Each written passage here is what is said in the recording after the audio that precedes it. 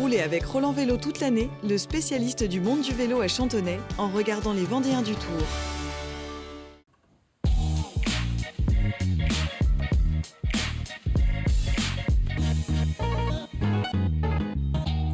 Bonjour à tous, bienvenue dans ce nouveau numéro des Vendéens du Tour. Ce mardi 6 juillet, 10e étape du Tour de France entre Albertville et Valence. 191 km à parcourir au lendemain d'une journée de repos. 164 coureurs au départ. Une étape entre la Savoie, l'Isère et la Drôme, sans grande difficulté, si ce n'est un col de 4e catégorie. Une étape promise aux sprinteurs et donc, comme à chaque fois sur ce type de parcours, des coureurs qui tentent de s'échapper dès les premiers kilomètres. C'est le cas de Jérémy Cabot du team Total Energy qui est rapidement repris par le peloton.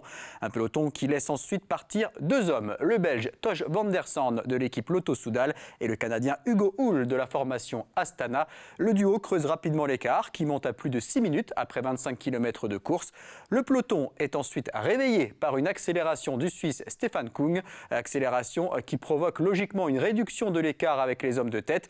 Il passe en dessous des 5 minutes, puis en dessous des 4 minutes, un écart qui se stabilise pendant un certain temps autour des 3 minutes 30. Le sprint intermédiaire à 108 km de l'arrivée provoque une nouvelle accélération et l'avance des échappés se réduit encore pour passer sous les 2 minutes. À l'arrière de la course, Julien Simon du team Total Energy est victime d'une chute. Touché au coude, il lui faut de longues minutes pour réintégrer le peloton.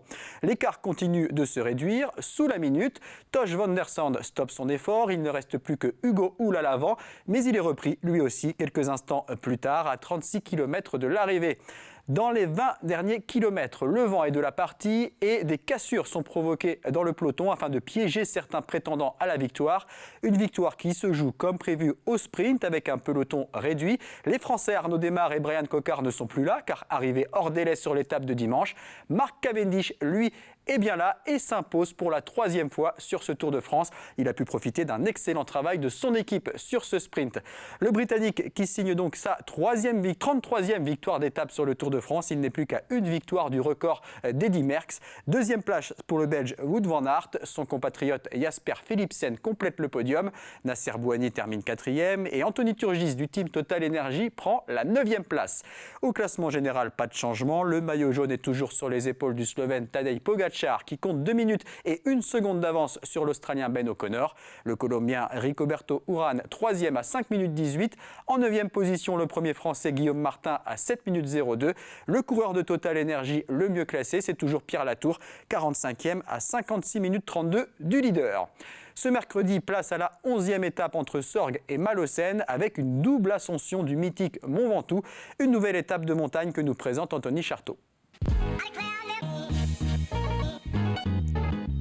Sorgues-Malaucène avec le Ventoux en ascension, mais surtout l'arrivée à Malaucène en descente.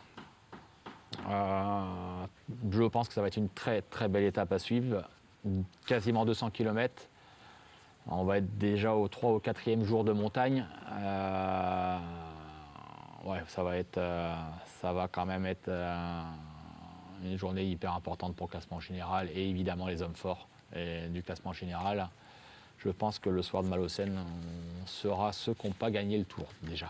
Et on se retrouve ce mercredi soir après le journal pour revenir sur cette 11e étape dans un nouveau numéro des Vendéens du Tour.